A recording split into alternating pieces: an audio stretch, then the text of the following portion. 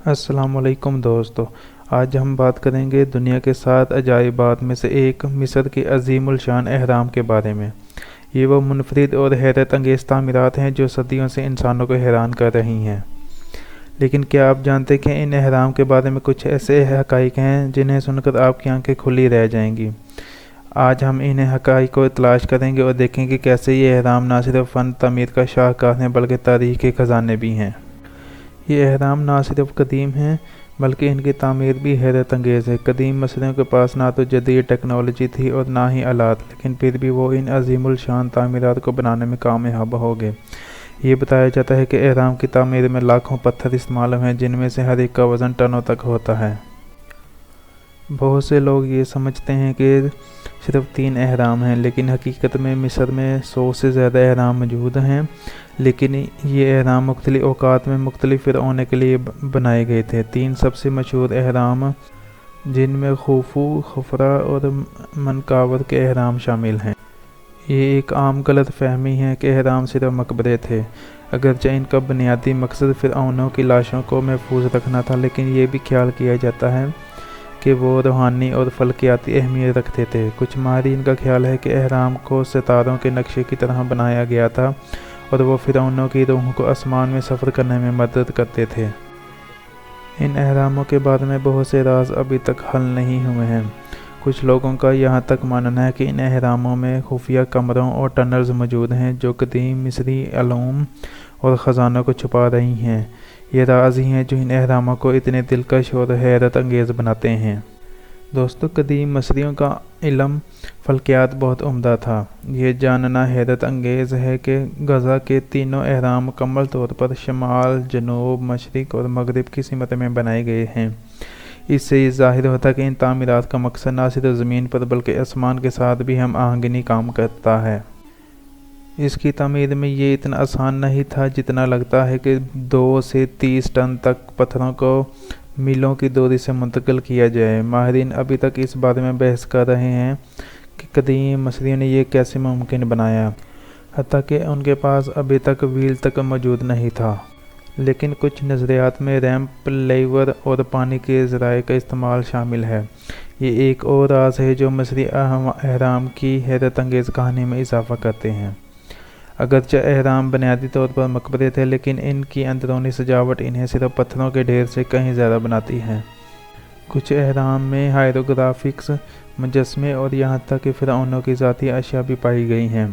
یہ فن پارے نہ صرف فنکارانہ مہارت کو ظاہر کرتے ہیں بلکہ قدیم مصری ثقافت اور عقائد کی جھلک بھی پیش کرتے ہیں۔ صدیوں کی وجہ سے مصری اہرام کی قدرتی مسائل اور انسانی نقصان کا سامنا کرنا پڑا ہے، تاہم ماہرین آثار قدیمہ ان عظیم الشان تعمیرات کو بحال کرنے اور انہیں آنے والی نسلوں کے لیے محفوظ رکھنے کے لیے سخت محنت کر رہے ہیں۔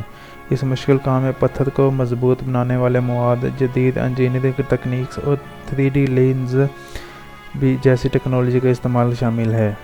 ناظرین، اہرام مصر دراصل ان مخروطی مقبروں کو کہا جاتا ہے جو اس وقت کے فرعون اپنے لیے بنواتے تھے تاکہ ان کے مرنے کے بعد ان کی لاش کی ممی کو محفوظ کیا جا سکے۔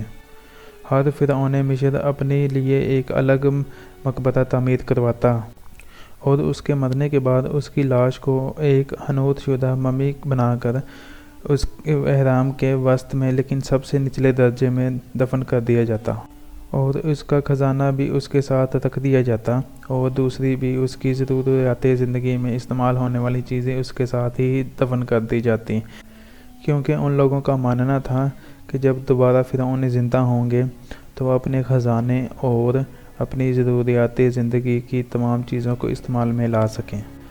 ان سب اہراموں کی خاص بات یہ ہے کہ ان سب اہراموں کا درجہ حرارت زمین کے درجہ حرارت سے تقریباً اوسط درجے پر ہوتا ہے، یعنی کہ 20 ڈگری سیلسیس۔ باہر کا موسم چاہے جیسا بھی ہو، آندھی ہو، بارش ہو، سردی ہو یا گرمی ہو، اس کے اندر کا درجہ حرارت ہمیشہ مستقل ایک ہی رہتا ہے، اور یہ مقبرے دنیا کی سختیوں کو جھیلتے ہوئے اس وقت کے انسان کی محنت اور ان کی تخلیقی کاوشوں کا منہ بولتا ثبوت ہیں۔ یہ ان بادشاہوں کی آرام گاہیں ہیں جو اس وقت اپنے آپ کو خدا کہلوانے کے شوقین تھے۔ آج ان بادشاہوں کی منحوت شدہ لاشیں کئی عجائب گھروں میں منتقل ہو چکی ہیں۔ اہرام کی تعمیر کے لیے استعمال ہونے والے پتھر بنیادی طور پر گیزا پلیٹوں سے حاصل کیے گئے تھے۔ قدیم مصری مزدور چکنی چٹانوں کو چنچلے دار پتھروں کی شکل میں کاٹنے کے لیے تانبے کی چنٹوں اور پانی کے ذرائع کا استعمال کرتے تھے۔ یہ ایک مشکل اور وقت طلب عمل تھا، لیکن انہوں نے ہزاروں کی تعداد میں ایسے ہی پتھر تراشے۔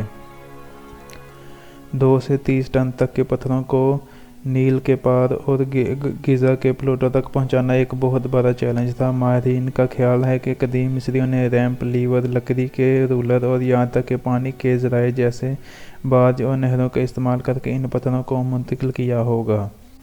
قدیم مصریوں نے بغیر کسی گارے یا مصالحے کے پتھروں کو انتہائی درستگی سے جوڑا۔ یہ بات ابھی تک ماہرین آثار قدیمہ کے لیے ایک معمہ ہے کہ وہ اتنی درستگی اور مضبوطی سے پتھر کیسے جوڑتے تھے۔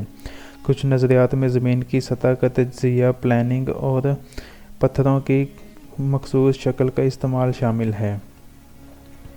اہرام کے اندرونی راستوں اور کمروں کا نظام بھی حیران کن ہے۔ سیڑھیاں، گلیاں اور چھپے راستے ان پیچیدہ نظام کا حصہ ہیں جو مقبرے تک رسائی فراہم کرتے ہیں۔ کچھ اہرام میں تو خفیہ کمروں اور رازوں کی موجودگی کا شبہ بھی ظاہر کیا جاتا ہے۔